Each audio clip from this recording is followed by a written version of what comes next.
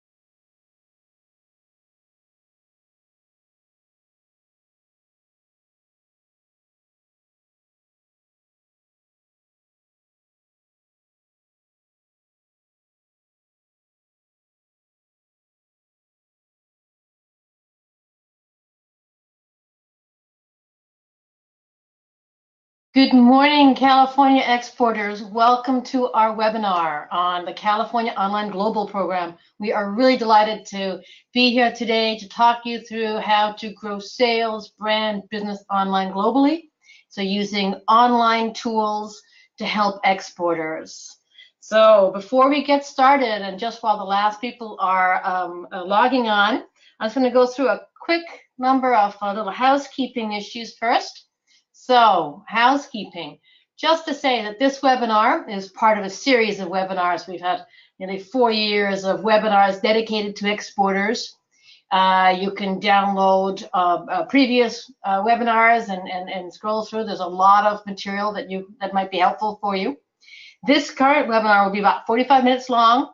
We've got 3 polls during the webinar, and so we're going to ask for your participation. You can ask you some questions, and hopefully you can have some interesting responses. Helps us orientate the presentation a bit better.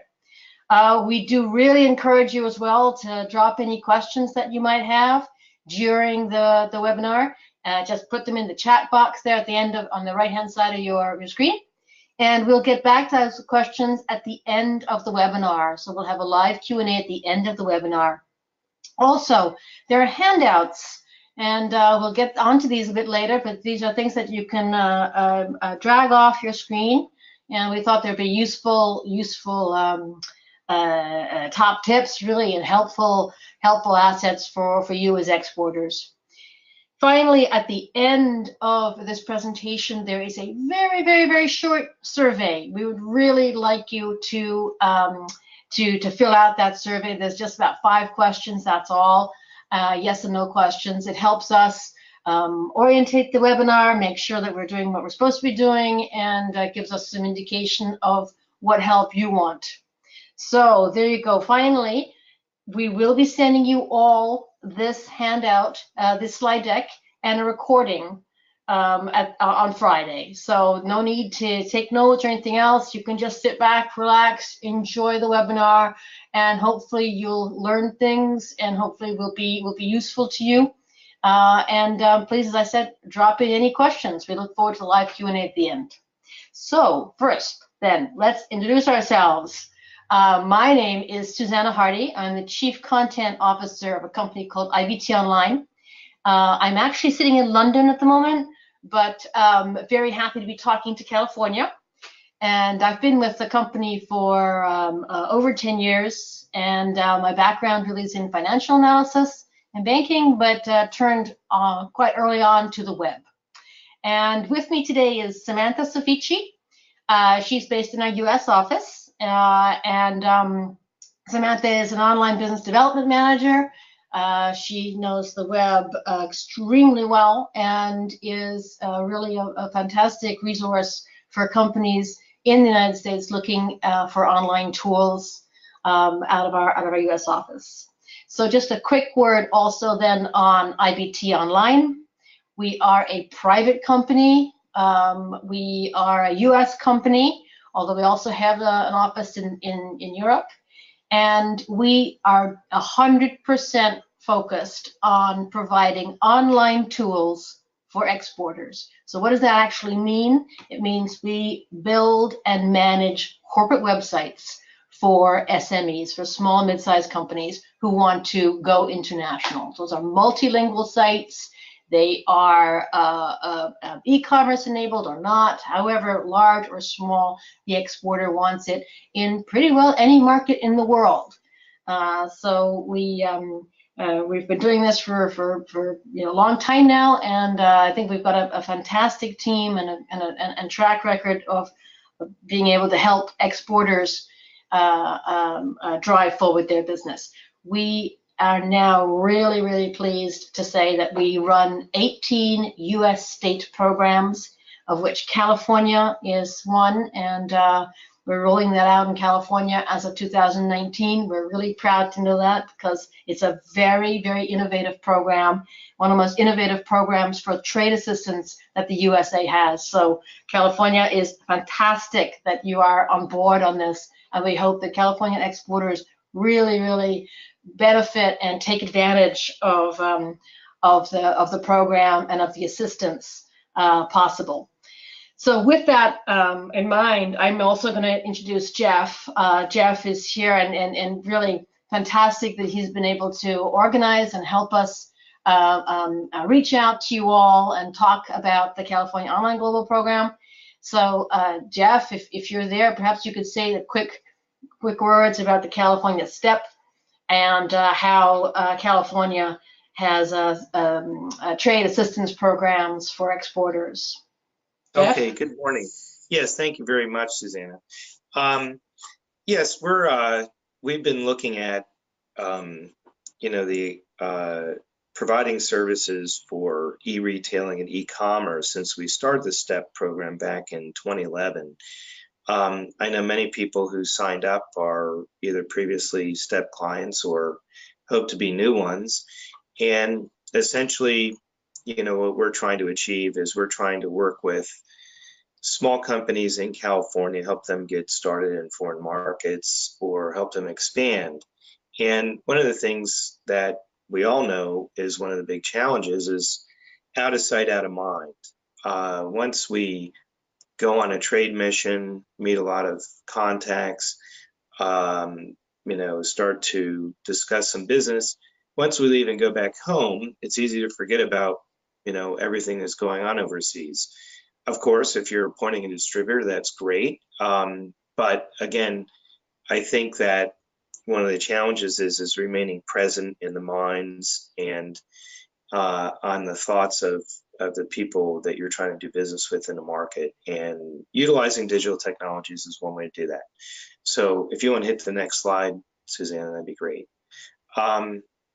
So essentially that's, what our goals are. They're pretty straightforward. They're very broad. Increase number of small businesses that are exporting and help them increase exports and Also, we want to help companies explore significant new trade opportunities. And for those that are not as active in their digital marketing pursuits, we think that this is a significant new trade opportunity. What we do is we sponsor California pavilions at major international trade shows. We run a few trade missions, and then we provide funding directly to small businesses to carry out their own export promotion activity, and that's up to $3,000. That's called the individual company export promotion, and we offer that at 3 times during the year. We initially opened the individual company export promotion. You have to apply for it, and you'll see that there's a link on this slide that shows where to register, and actually included in that registration process is the individual company export promotion. We open that 3 times a year in the beginning of the federal fiscal year, which is October, and that went through January 30th. So we collected a lot of applications we're reviewing, and we will be funding a number of those. And the window is currently closed, but it will open again on April 1st. So I hope you just make a note of that on April 1st, you'll be able to apply for funding to support your trade mission or your trade activity. And included in the eligible activities and reimbursable expenses is localizing websites into foreign languages and to target foreign buyers. So that's part of what we're talking about today. And the next slide, I think. Okay. So we currently, with the STEP program, have some ongoing relationships with some of the larger international e-commerce companies, particularly those that are in the e-retail space, including Alibaba, JD.com, Cola, Lazada, and EasyBuy. Most of these are centered in China. In fact, the first 4 of these companies are Chinese companies, and there's a good reason for that, because right now China is responsible for about 50% of the global e-retail market. I'm just talking about retail, which is estimated around $1.8 trillion. And it can be broken down into really 2 sort of approaches. One is, working within a country, supporting online sales through a local representative distributor, local partner, where they will list products on these various platforms. But also there are what we call cross-border opportunities, where you can work with, in particular, JD.com and Cola.com, working with a US-based subsidiary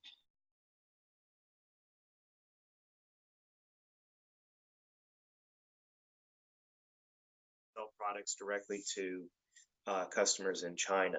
So we do have programs, and I'll welcome any sort of interest in that after the webinar. So I'll hand it back over to you, Susanna.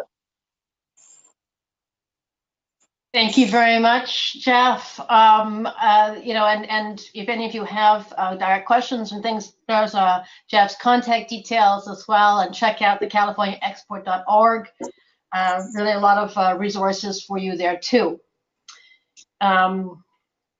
Right, I'm actually gonna launch the first poll just to make sure that you're all up, ready, and having a good time there with polls. So here's the first poll. Has your company already used California STEP, the California STEP programs?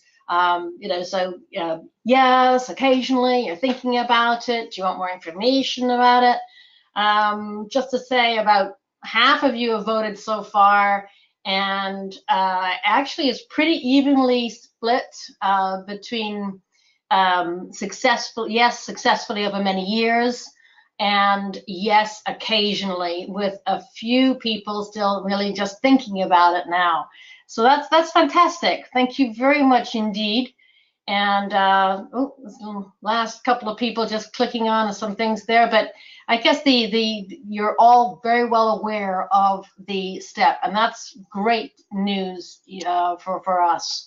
So we're now really going to start into the meat of the program. Here's what we're going to be talking about.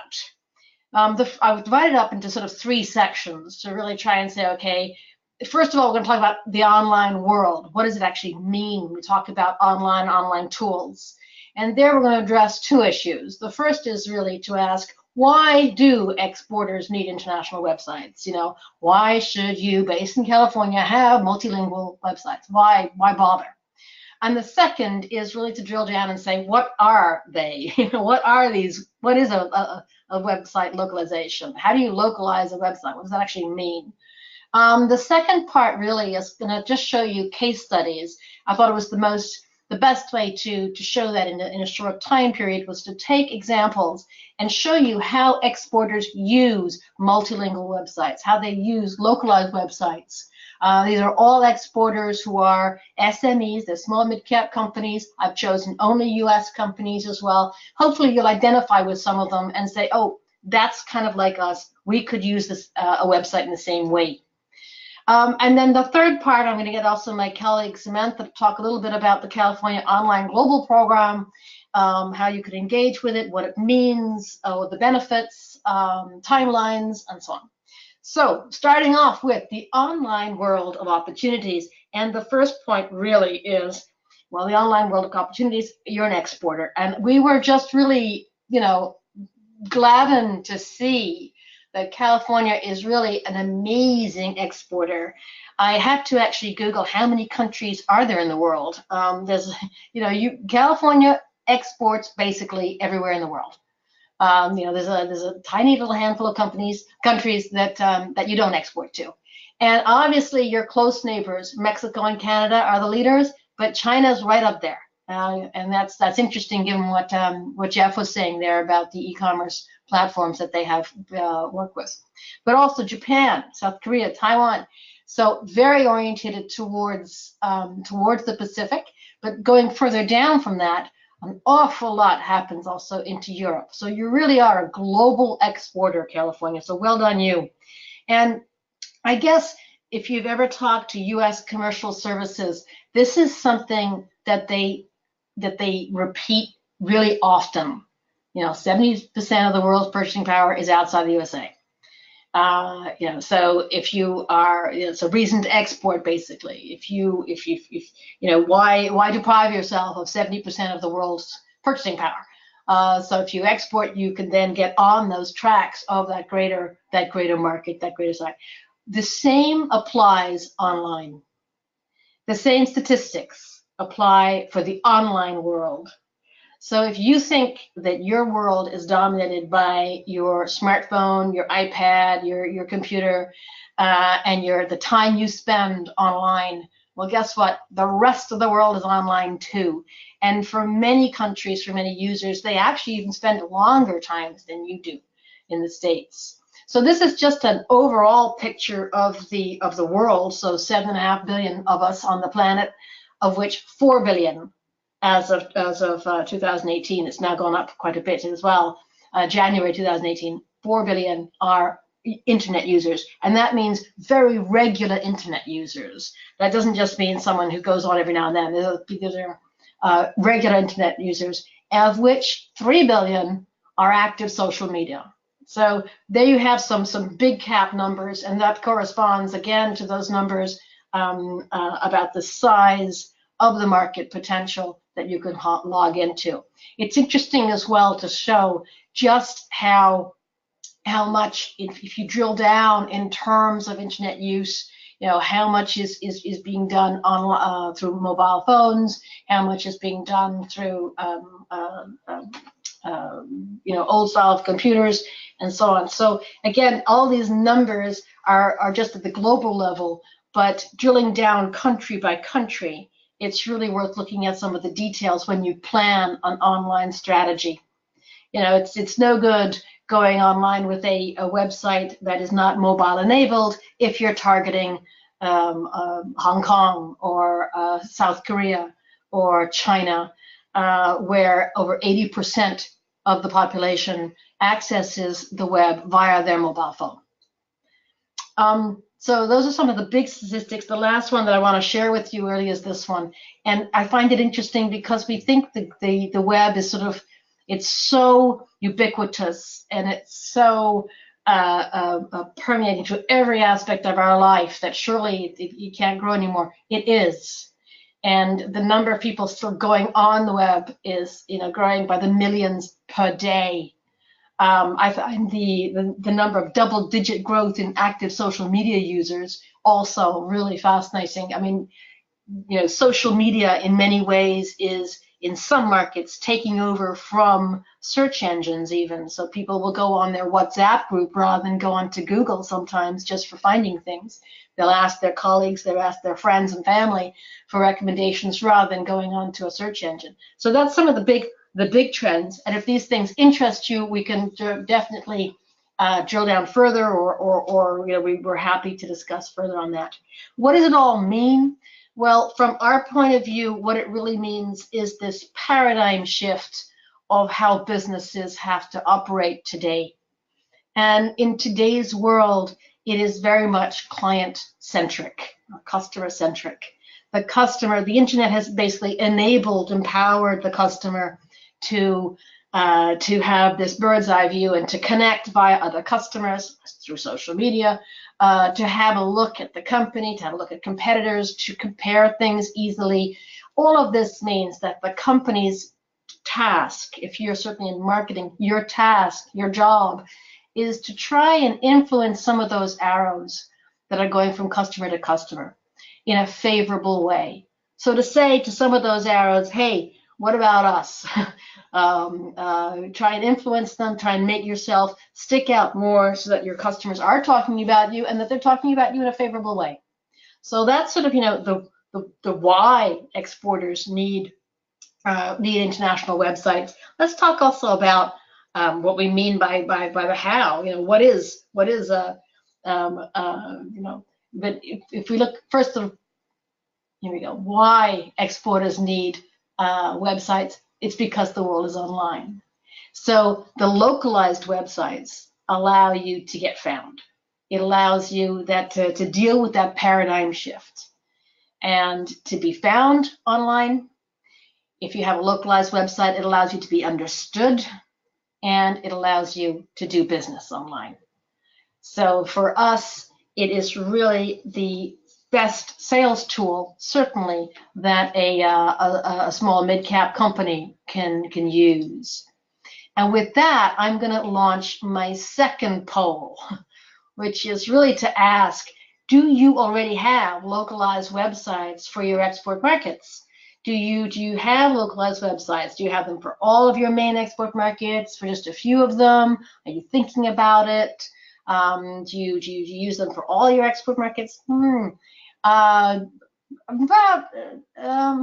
half, no, about 2/3 of you have now voted, and it looks to me like quite a few of you have a few export markets, localized websites for a few export markets, but the majority of you are still actually thinking about it, and so I'm very happy to hear that. I'm happy to see that you're looking and understanding this, and hopefully will take advantage of the California Online Global Program to help fund those. So now, what exactly do we mean by localized websites? One of the easiest ways, or fastest ways I have to explain really what a localized website is if we go back to basics on the internet and say, what is a search engine? Now, you all know Google well. They're the largest search engine in the world by far. Now, Google, if you're in California, is very different from Google in even Massachusetts, let alone Google in the UK or Google in Germany or Argentina. And if you think that Google is kind of like, Google's present in 192 different countries. Think of it as 192 different specific search engines. So Google is really localized. They care about the customer searching. So they are customer-centric, client-centric. That's how the internet works. Remember that picture of the of all those arrows. So Google says, well, you, Susanna, sitting in London at the moment, you're going to want to, have answers that relate to you sitting in London. You don't want to have answers that relate to you in Pasadena, or you in London are thinking about those kind of things. And here's your environment, the UK environment. It's different from someone in the California environment. So again, Google is sort of, in that sense, centric. It is customer centric, it is search centric. And therefore, it makes sense that your websites have to be localized. In other words, they have to be customer centric. And if you're an exporter, then you realize that your prospective customer sitting in Bangkok, sitting in Mumbai, they will access either Google or Baidu or whatever search engine they're looking at, and they will get answers according to their location, according to their market, according to their specificities. So it's quite different from you. So you have to localize your websites. Here's an example of the kind of thing that I mean. Okay, now anyone who likes shoes will like this example. Here you go. I click in to my Google, which is google.co.uk, and I say red shoes. And I get a whole bunch of things that I know. They're all around me. New Look, Debenhams, House of Fraser, Next, Zalando, M&S. These are all retailers or online retailers that are relevant to me sitting here in London. In the States, for example, California, if you go to google.com and type in red shoes, you get a very different response. You get Macy's and Zappos and Nordstrom and people like that are relevant to you. So that's rather a flippant example, but maybe it'll help you understand what we mean as an example of a localized website. It means that the search engines are localized, so you need to be localized. So my search in the UK is different results from your search in California. And your objective, your mission as an export director is to make sure that your export targets and prospects can find you. And they can only find you with a localized website. So here are the 10 characteristics that we highlight as we define as a localized website. You'll see that adapted to local language is one of the criteria. It is one aspect out of 10 that we define for a localized website. A localized website has to be hosted locally, for example. It has to be mobile enabled. It has to have regulatory requirements that fit that market. If anyone, I'm very interested in what California is doing, by the way, in terms of data privacy. It's really cutting edge for the USA, but anyone dealing in Europe, you need to be GDPR compliant. So a localized website means for Europe that you have GDPR, you have General Data Protection Regulation. You have to have the right content management system that can enable multilingual platforms and so on. So these are the 10 criteria that we take to have as a localized website. So a lot goes into a localized website. Let me give you some examples as well about a localized website in terms of keywords. Keywords are the things that you tap into your search engine, tap into Google to say, find me this, okay? So let's say you work, this is actually a true example, a company of ours that worked in the train sector and came to us and said, hi, we built a website, or someone built a website for us, it's not working, and why? And we looked at it, and they were targeting the Brazilian market, and they had all the wrong keywords. This is an example of what I mean by that. If you are Portuguese, if you speak Portuguese and you live in Portugal, you use the word comboio. If you are Portuguese speaking and live in Brazil, you use the word trem. And if you're using the wrong word, nobody's going to find you. It's just as simple as that. If you're using the word trem and you're targeting Portugal, 2% of searches in Portugal use that word. So these are both Google-focused markets. They're both supposed to be the same language. But you need to localize in order to make sure that you're found. Another example of this is even a more common word, the word for car. In Spain, auto, and in Mexico, in Mexico, auto, and in Spain, coche. Again, these if you get this wrong, this is really difficult. And the same applies, by the way, to social media. So if you're running social media ad campaigns or you're involved in social media international marketing, if you're not doing the right localization of the advertising and of the social media ads, you just won't be found. People will not. It's not just about the keywords itself. It's the entire environment. And I mean, there's a lot of different types of social media around in the world. Facebook is obviously the dominant in most places. But again, if you're looking at the Far East, you really want to be looking at some other ones as well. But they are all localized, each social media platform, just as the search engines are, just as your websites need to be localized. There's a couple of examples of really huge companies. YouTube, for example. This is a company that used the web very early on in order to really break out of its domestic market and drive its international sales. So right from the start, YouTube had a strategy of saying, we want to be an export-led company. So right from the very start, they are available in 76 different languages, and they had a global vision, and therefore localized their YouTube experience for each market. So 80% of views of YouTube are outside the USA today. Just as an aside, YouTube is a fantastic tool for SME exporters, really cost effective. If you've got video on your domestic site, really one thing we find is we can change that, just modify it a little bit, put some subtitles in, and use it on your localized websites for, Germany, India, Australia, wherever, and it really works well. The exception, of course, is China, where YouTube is banned. Let's look at Facebook. That's the absolute giant in the room. Now, Facebook equally took the view right from the very start to say we want to have a global presence, so we're available in over 100 languages.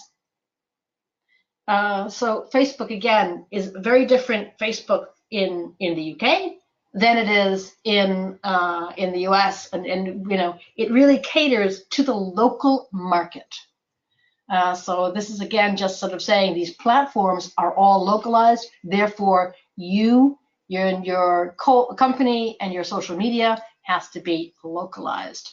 And I'm going to launch my final poll, which is just to say, do you actively use social media and marketing for your exports, for your company? Are you currently using any of it? It looks to me like a lot of you are using it domestically, which is great news. Well, let me give you some results here. About 60% of you have voted by now, and there's a very, very few of you who are, using it in all your main markets, but the majority are using it for very few markets and domestically, which I'm happy to see that at least you're using it domestically. That's fantastic. Well done. It should be a great driver for your business. Now let's look and see at how exporters use localized websites. Now we know what they are, those 10 criteria that we listed. Now let's see how exporters use localized websites.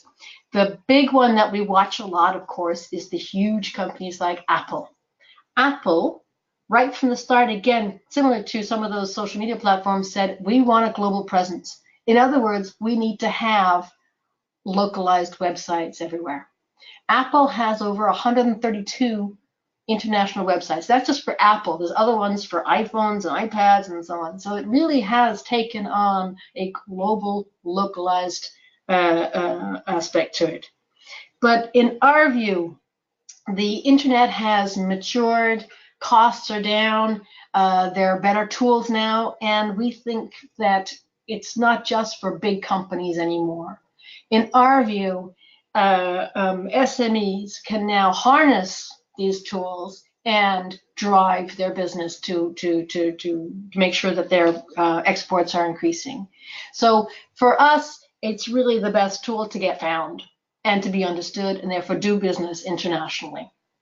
We also think, and what I'd like to go through now with you is that there's two kinds, basically, of a localized website. There's two kinds of websites. There's a sort of standalone localized website.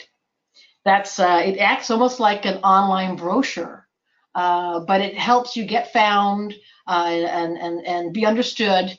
But perhaps it isn't e-commerce enabled, or perhaps you don't have that ability yet. And the second type of website is more an e-commerce enabled website, so that you can actually do the business on your website. And I'll get into more details on that. Let's first look at some examples of standalone localized websites. The first one I wanted to show you, this is a US company. Not a very tech company, but a very successful company. They make paper cutters, basically.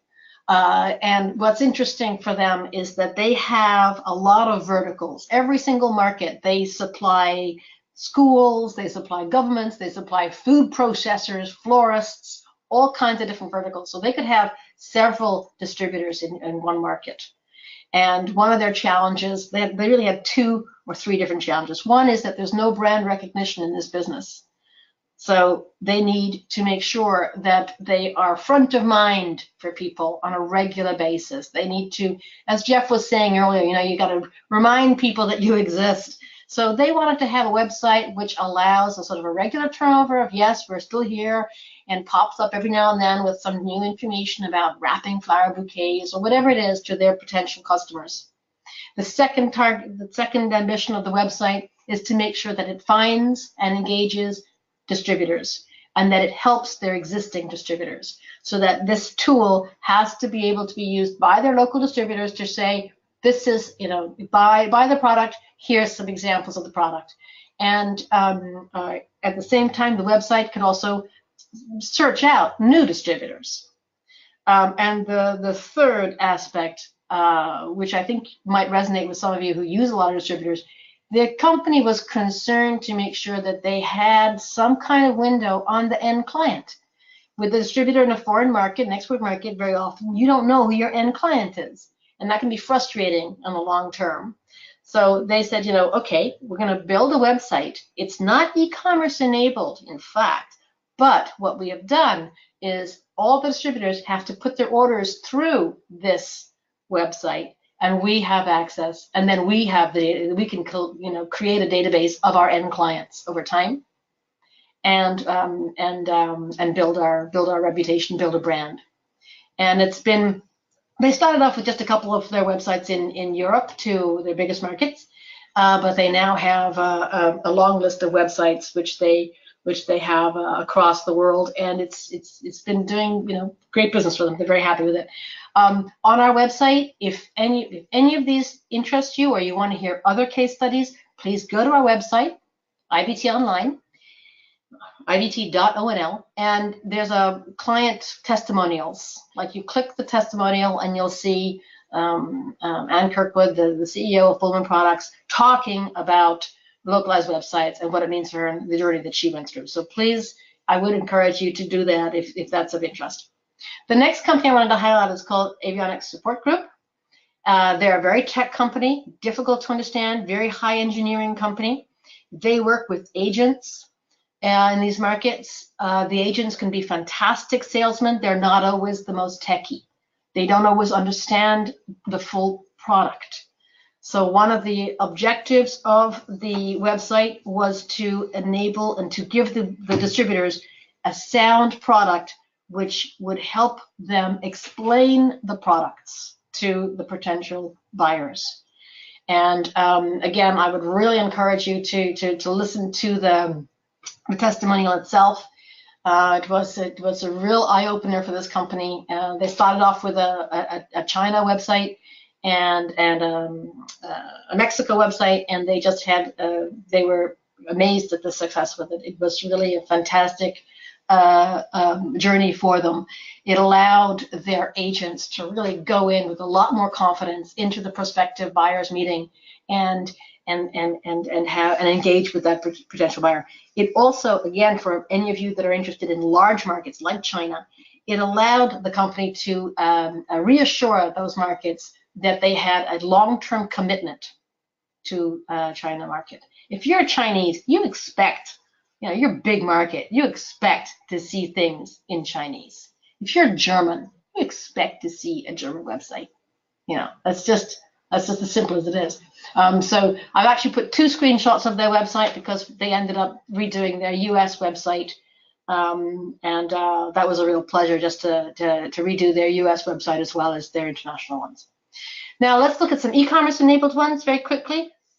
E-commerce enabled localized websites, whatever it is, either online marketplaces, as Jeff was saying, like Alibaba, or else you build your own e-commerce enabled with plugins, or you go on to distributor platforms like an AMzone, for example, like a specialized distributor platform, like your own distributor in market distributor.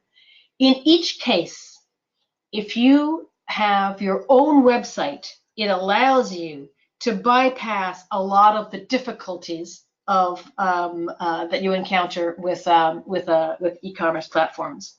If you're on Amazon, you're right next to all your competitors. Everyone's looking at price. However, if you build your own website, they can find you through Amazon. They can then be pulled off Amazon onto your website, and you end up using Amazon or Alibaba, whatever it is, as a logistic platform rather than a marketing platform. So you stay in control of your marketing. You stay in control of your brand. And your brand doesn't get lost on these distributor platforms or these online marketplaces. So again, in our view, you don't have to have your own e-commerce enablement plugin, but if you have your own website, you can mitigate a lot of the downsides of or the worries that people can have about the choices of platform. So I mean, there's a lot of different marketplaces possible. And again, if anyone has an interest, we're happy to discuss that later time. This is an example just of distributor platforms, like a generalist platform or specialist sites. And again, you'll see that your product is often right next door, cheek and jowl with your competitors. So the 2 companies that I wanted to look at in this case, one is AMzone, again, a U.S. company, certainly larger than it's sort of very much a mid-sized company. One of their issues is that they say we're not engine oil, we're AMZoil. We want people to recognize that there's a brand here, and the only way to do that in today's world, the only way to build a brand is to build it online. And therefore, if they're going to go into international markets, they have to have a website to build their international brand. This allowed them then in each one, the localized website plus some marketing allowed them to push content to their leads, rather to their distributors. And that was a very successful campaign that allowed them then to grow their brand, to grow their brand awareness in all their markets and help their local distributors. Vaporpen is another company, then again, e-commerce enabled. Those of you who are e-commerce in Brazil, you'll know it's a very, very tricky market. Brazil is a really, really hard e-commerce market because of regulation. And again, getting them a good e-commerce enabled platform allowed them really to punch above their weight in a market which is very specific and not always good at brand recognition. So again, having a very strong localized website in Brazil allowed them then to grow their brand on there. I'm going to sort of, just point you in the direction of saying, please, as I said, go to our website and have a look around at the various testimonials. I'm sure you'll find a company that you could identify with, and you can say, that is similar to us. What kind of journey did they do? So whichever your route to market, localized websites for us provide the springboard you need to grow a global brand. Without a localized website in your top export markets, you will not be found. So to get found and be understood, you need to have these localized websites. I'm going to turn now to Samantha to talk us through the online global program for California. Samantha? Yes, thank you. Hello, everyone, and thank you again for joining us. So now we're going to talk about your online success story. So Susanna covered in pretty great detail all of these phenomenal case studies of different companies using these localized websites in specific ways. Well, luckily, California has the California Online Global Programs, which allows you to do the same thing with a little bit of help from California. So going into first, option A. Great. Option A delivers 2 localized websites in your top 2 target markets. So, for example, we can say you want a website in Mexico and another website in Germany. By the end of the option A, you will have a completely translated best practice website in both of those markets. So, in Mexican Spanish for Mexico and in German for Germany. Through this project, it takes about 3 months, and it includes a ton of really great features for localized websites, including the local hosting. We do the SEO research and implementation. We can link it to your US platform. The 2 websites will have 12 web pages with 2,000 words, and the 2 websites can be different from one another to make sure that they're very localized to your needs in those specific markets. The budget for option A is $12,000, but participating companies qualify for a reimbursable $3,000 grant from the CITD, so making your total cost $9,000 for 2 localized websites. Then moving on to option B. So option B is anything above and beyond the scope of work of option A. So different companies have different goals, and say option A just doesn't fit what you want to do. Maybe you want to have 4 websites with 20 web pages and 6,000 words each, for example. But regardless of the scope of work, we go through the same process of delivering the websites, and the same best practice functionalities will be done for either program. So the budget for option B depends on the scope of work. So how many countries, how many words, and how many pages do you have, and what kind of functionality does the website have. So does it have an e-commerce platform? That will increase the budget a little bit. But regardless of what the scope of work looks like, participating companies may qualify for a reimbursable $3,000 grant, again from the CITD. So no matter what the budget is, you take away the $3,000, and that's what the end price will be. Going on to the next slide. So then another thing that IBT Online provides is international online marketing, and that is composed of 4 aspects: search engine optimization, social media marketing, content management, editing and support, and reporting and analytics. This is a monthly ongoing support that we offer for companies after their website has been launched, after they have localized websites, and it is just localized online marketing. So if your prospects are, if you have a Mexican, oh, there we go, social media marketing, here we go. So it's a 12-month program, and we develop a strategy for whichever markets you have websites for. So let's continue with the example of Mexico and Germany. And we create a social media marketing strategy for those specific target markets. So Mexico is huge into Facebook. So for example, we would put a huge emphasis on Facebook and do all the marketing for you there. And Germany, we would research and see where your customers are, where they're interacting, and deliver the social media marketing for that specific market as well. But our end goal for social media marketing is to drive traffic from those platforms onto your website so that they can then become customers. So another word on budget, the total cost of the social media marketing program just depends on the scope of work again. So how many countries would you like for us to do the work in, and how many hours do you want us to put in? And that's how the budget will be determined. Samantha, thank you very much. Terrific, I think very clear. So California exporters can now benefit from the California Online Global Program.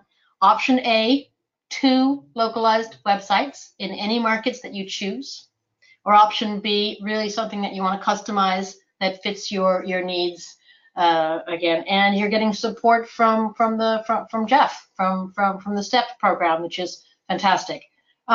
So I'm looking at time, so I am recognizing that we're getting onwards on time, and I do note that there's quite a few questions out there. I'm not sure we'll be able to answer all of them, but we will call you back directly or email you with answers if we don't answer them now. Jeff, if you're there, there's a first question just about the STEP, and the question is, can I use it twice? I guess, Jeff, if you have a view on that, it's unclear whether the person means twice in the same year or twice for different tasks. But Jeff, what is the ruling on that?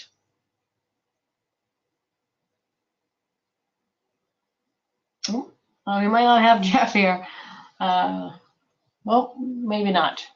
Oh, Jeff, can you hear us there? Perhaps not. Yes, sorry, Susanna. Let me thank you, Jeff. Yes. So California companies are eligible to utilize the ISEP program more than once. The way that we handle the allocation of those funds is we put the requests into 2 or 3 buckets. The first bucket is a company that is brand new to the program. They get put in a first priority status and they get reviewed. The second priority status would be companies that used the ISEP program in the previous year. And the only thing we're looking, well, not the only thing, but what we're looking for is that the company that has previously used it in the immediate previous year, that in fact the funding would be used to expand or do something additive to what they've done before. And then the third bucket, if you will, would be folks that apply for the 3rd year and they've been funded 2 years, previously 2 years. If they apply in a 3rd year, then we will put them into a 3rd bucket and ask them to apply in the next fiscal year. So we do fund companies back-to-back years. The first priority and the second priority companies, most all of those get fulfilled so far. We don't have so many requests at the moment that we have to turn people away, but I guess that's the easiest way to explain it. We've funded most all of first and second category companies. Thank you, Jeff. You're welcome. Just also while you're here, Jeff, another question: how do you apply for the CITD grants? Yes. Or where's the best place to get the information on that, maybe? Yeah. So that the best place to find all of the program rules and information is by visiting our website at californiaexport.org, and then there's an icon, a menu item called ISEP, or you can just go straight to that HTML page, which is californiaexport.org/ICEP, and that'll explain all of the eligible expenses, the application process, our review process, and everything else. Thank you, Jeff. Okay. You're welcome. Samantha, just a quick question for you as well. Just on distributors, there's quite a few questions there. I'm going to summarize 2 of the questions here. How do you involve, or should you involve, distributors in the localized website? So let's say you've got a target market somewhere. Do you involve the distributor in your localized website? That is a great question. So it totally depends on you and your relationship with the distributor. What we like to do is, because these websites are localized for specific markets, we can link the distributor's email, their contact information, or their website, however you want to kind of relay that information to them. We can link it to your localized website. Another way we can do it is if someone wants to get in contact, they can contact you, and then you let the distributor know. It's totally up to you and how you would like to kind of organize your websites. So just to add to that, that helps as part of the process of allowing you, the company, access to your end client data, which is something that distributors typically try to keep information from the company. So that's one of the elements of doing that. Although that's a bit more, a bit simplistic. There's a lot more that goes into it, which I'll get back to in a second. A quick question maybe that I can take now. You know, if you've got a localized, the question is, if a localized website, people expect local fulfillment. I don't know if that's always true. We have clients who have localized websites without having an in-market partner in that market. But clearly, once you have a localized website, you will start getting leads and you will start getting business in that market. You're then going to have to make sure that you're able to fulfill that. And there's just a huge range of options to choose from in terms of local fulfillment, from in-market partners, excuse me, to online platforms like an Amazon, and using Amazon or Alibaba like a fulfillment agent. Or then there's specific companies that just do fulfillment, local fulfillment. So there's a lot of different ranges that you can take in terms of local fulfillment. Having a localized website will generate leads for you in that market. So you be prepared to make sure that those leads are well satisfied, well served. You don't want to lose leads that you're getting. Samantha, another question for you, if I may. If IBT Online creates the websites, international websites, who owns the websites? Samantha, do you want to answer that one? Yeah, absolutely. Another really great question. You are the owner of the websites. We just create them for you, but we actually give you access and training to the content management system. So if you have the in-house capability of adding pages, taking away pages, whatever the case may be, you can do so yourself. So you are the owner of the website. The only thing that we do is we make sure that it just stays up and running. So the whole year we make sure that all the fees for the content management system, for the hosting, for the cloud backup, for the security, and a bunch of other things are running.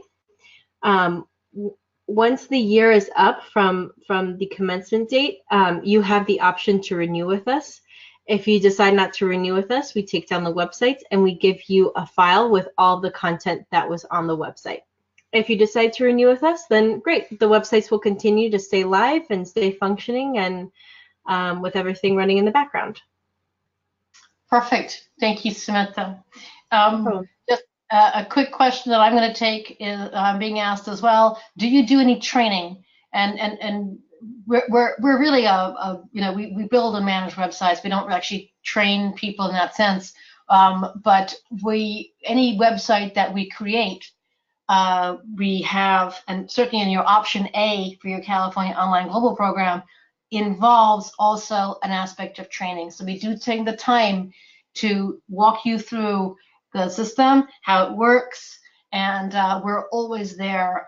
So we do spend some time training on that.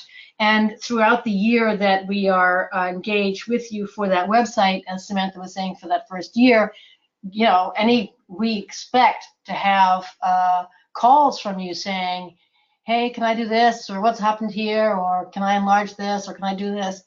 Welcome it, of course. We're here to support you in those online tools as much as we can. I'm going to take a last question because I recognize that it's getting a little bit late on this, which is just I guess it's a question we get regularly as well. Is what happens if I have an international multilingual website and I can't understand the answers? That's actually quite a common question. Again, we're here to help. Let's say you produce you want a Chinese website. We create that for you based on Baidu, the search engine, fully compliant in all ways. It's really active, very good in China. And then how do you actually get, how do you actually, what happens if you get an answer on the, in Chinese? Again, our Chinese staff are here to help you for that. So, for that, and there's also, I have to say, a little place for Google Translate at this point too. If it's a quick question, a quick answer, you can use Google Translate. There's nothing wrong with that. And otherwise, we're here to interface and help you with all of that side. Jeff, I've got one last question for you as well. The current round of ICEP application closed last month.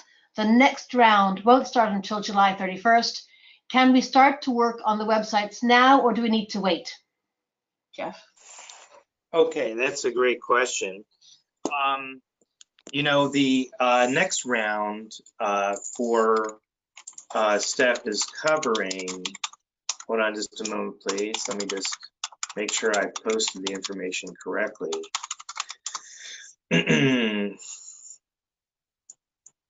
It should cover from April 1st. Well, we have it for, activities between May 1st and September 29th. But I think we're going to adjust that to April 1st so that people might get an approval retroactive. But essentially, yeah, we're going to change that to April 1st. So activities should begin on April 1st for the second round. So second round starts in a month, and sounds good to me. Yes. And basically that means as well, if someone's urgent, we very often have deadlines for creating websites that go together with trade shows or a specific product launch and such. So if you have to have your website up before, if you want to start before 1st of April, get in touch with us. We've kind of run out of time, unfortunately. I can see there's more questions there. Again, we will get back to you individually. Please answer the survey at the very end. And it just says, for us to all say a big thank you to Jeff for organizing this for us. Thank you so much. And to all the California exporters, we are really delighted to be able to roll out the California Online Global Program. We're really excited about this. Get online, use the web, and grow your business. So we're really looking forward to helping you with that and take advantage of this really good offer that California is starting with. Thank you all so much. Thank you. Bye-bye. Okay, thank you.